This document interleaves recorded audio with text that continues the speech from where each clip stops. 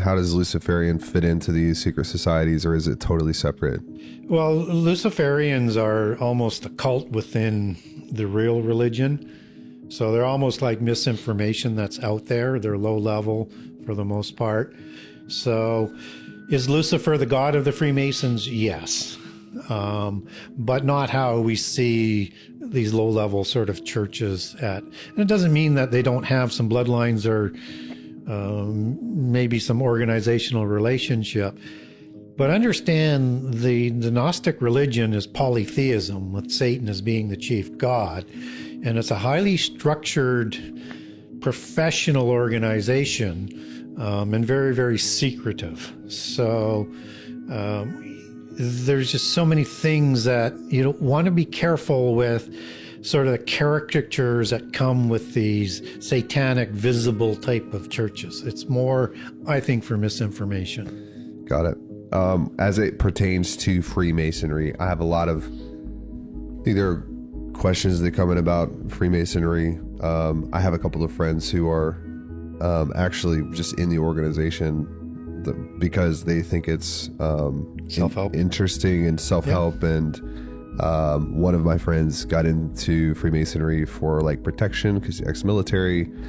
What is Freemasonry? Because it's hard to figure out what it is. Yeah, it's first level on the thelemic trunk.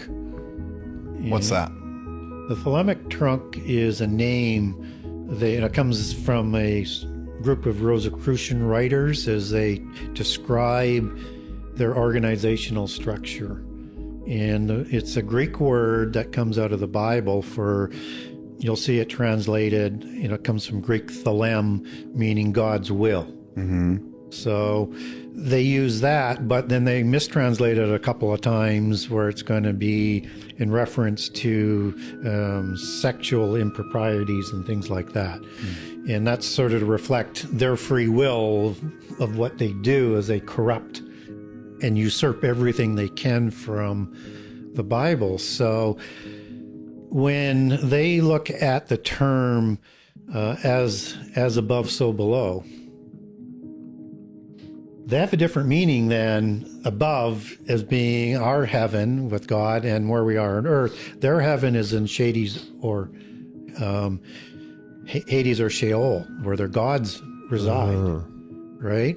So this thelemic tree, just like the genealogical tree is a thelemic tree for the genealogies, has its roots that go down into the earth, into another dimension, because those locations are located through portals in their belief system. And so they get their genealogical roots from the celestial mafia godfathers that we talked about earlier, the fallen angels, the gods, and they receive their authority with this other tree. So you can imagine the genealogical thelemic tree as like an ash tree, an oak tree, or an elm tree, and preferably the elm tree, which is very important in the Gnostic religion. Won't go into the history, but those are like umbrella trees, right? Oak trees can maybe grow a little bit more straight up, but still that sort of concept, just like oak was the holy tree of the Druids. So they'll use them interchangeably within the different cultures. And you also have this cedar of Lebanon that the organizational structure is based on. So that is this giant tree that's used in Amos 2 for the description of the Amorites to being like the cedars of Lebanon as giants. It's a simile. They weren't that big because these trees were 100 feet tall and 50 feet around. But again, it gives you the 2-to-1 height to width ratio for the stout aspect. When you're looking at biblical references like Og's bed, for example, 9 and 4 cubits, is that 2-to-1 stout sort of ratio and description of the giants. So what's interesting about this tree as well is that the branches come down. So this is the thelemic tree for the secret society organizational trunk structure, and those trunk organizations are on the trunk, and then you have all these branches that intersect around the tree, and that has a hierarchy within all of the branches. So you have a major branch organization that intersects into the thelemic tree. And so, for example, you would have, just to do some quick examples, the skull and bones initiatory organization on the Ivy League colleges in the U.S. is an Illuminati organization. And they have the emblem of the Illuminati, and they have the Templars' skull and bones, right? Mm-hmm. And so that would be one of those organizations that would intersect into the trunk, as an example. So the Davos crew, World Bank is another organization, IMF is another one, World Trade Organization, those types of organizations would enter into the Committee of 300 trunk section. And so the more powerful and influential is the higher they intersect is branching out from that trunk. And so you can imagine these branches all the way around with all these different organizations going right around the tree. Now you have a framework to understand how big their organization would be. If you use a pyramid, which you might be able to use within one organization, you run out of room to put more organizations into in a proper hierarchical structure. Say the 12th to 13th century on, just as you have the Council of 33 families who call themselves the Invisible Ones, right? So they remain more behind the scenes than front and center. So when we're looking at this hierarchy of who runs things, it's the secret societies, but the secret societies is an organizational structure that comes from the royals.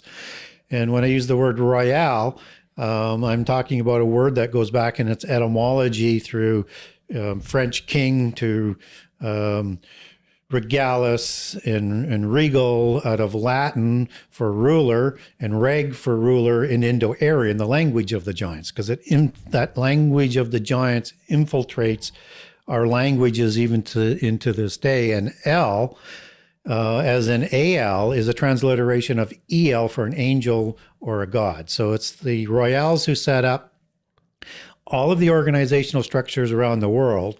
The secret societies is probably the largest one as it interconnects with other types of organizations, but it's the easiest way to understand how it works with the royals at the top, beginning with the 13 families in the West, not around the world, 13 families in the West. There's probably another 13 families around the world.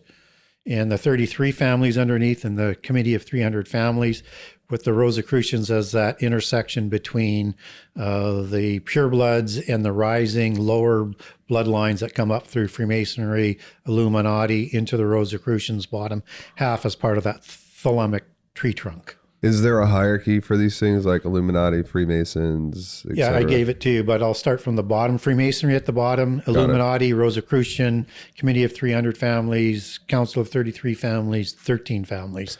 Intersects into, there'd be, I'm not sure how many families out of the 13 that are part of the worldwide one, but they are well represented. Are those 13 families traceable back to the Nephilim? Yes.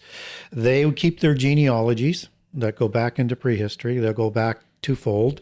One to a Nephilim or a Rephaim patriarch or matriarch, and to one of the celestial mafia godfathers. So one of the fallen angels. And so they keep these genealogies forever. I mean, right from the beginning, they've kept them. So when Prince Charles, before he became King Charles III, he said he was descended from Vlad the Impaler, which is who Dracula is based on, the vampire movies. And Dracula means son of a dragon with the A on the end. And it's rooted in Draconta and Dracont, meaning a watcher in Greek. And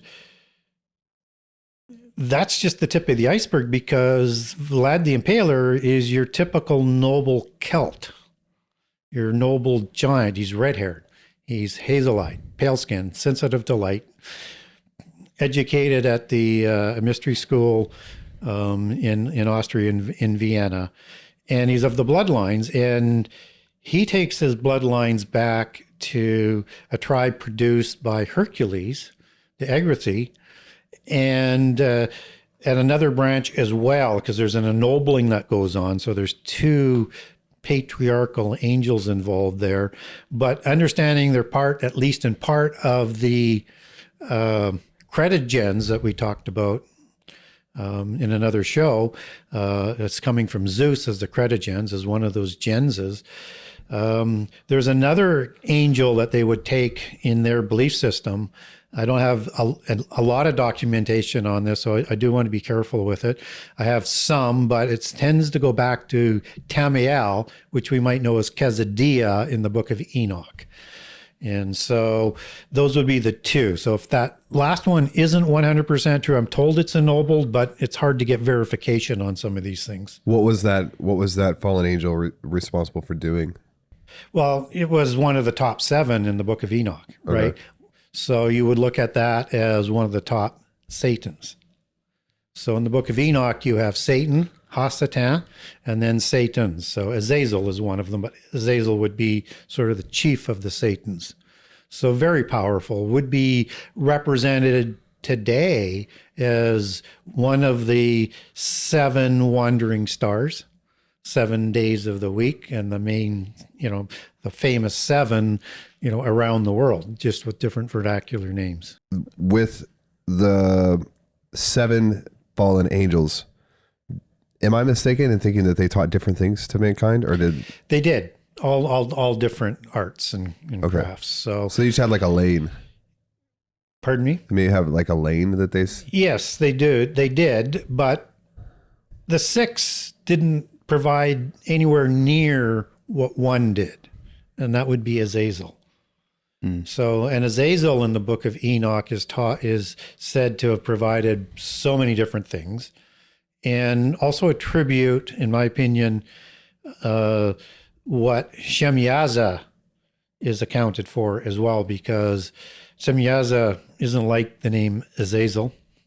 It isn't like, Uriel. It doesn't end in EL, and it looks like a transliteration or corruption downstream in the book of Enoch. But you can take it back to some etymological language. So, for example, Shemyaza, you can take that back to Shem, as in men of renown, Shem, and famous or infamous, and also Shemaim or Shema in the singular for heavens. So Shemaim would be heavenly ones. And Azza is a Zen word and an Arabic word for an angelic being, and Azza is part of Azazel. So if you have the front half as a heavenly one and the back half of Azazel, you basically have the compounded word there as well. So Azazel is the scapegoat for the antediluvian sins because he taught the most, and also was the destroyer god that taught all the arts and crafts of war and all the technology that would go with it, and was the leader of the Watchers, and is the one who was sent to the abyss pit prison in the book of Enoch as well. So when I look at all the other ones, are they kind of important, but they're kind of minuscule to the level of what Azazel had done. And it may account for why there's a second goat that is sacrificed on the Day of Atonement. The first is for the sins of Israel, and the second is for a scapegoat for unknown sins sent to the wilderness. And that's the Hebrew word in the Hebrew as not scapegoat or, kind of anything to do with a goat. It's Azazel, except that Azazel you can also take back in its compounded words from Az and Azaz back to goat as well. Got it. Can you talk to us about who you've mentioned, Alice Bailey? Yeah. Can we get some history on him? I know who the name is, but I'm not super familiar with what he did. Yeah, it's Alice. Okay, sorry. Yeah. And she was a very famous Gnostic, probably, I would say, let's say a generation ago. And she was very much involved with the Gnostic movement, the New Age movement, very much involved with getting printed products and Lucis Trust and with the globalist movement. So she's a very, very important individual that comes out of Gnosticism and Theosophy that still is considered on the occult side one of those go-to people that is talking about the polytheist side of the end time. Who was she responsible for creating any of the Freemasonry predated her? Yes. So did she create anything, or how did she figure this out? She'd be an adept. Who was the person who was like the founder of the Luciferian Church? Now, anything that's sort of associated with her from a Christian perspective would be a Luciferian church, but she would be more understood as a Theosophist or a Gnostic. Not good. Not good.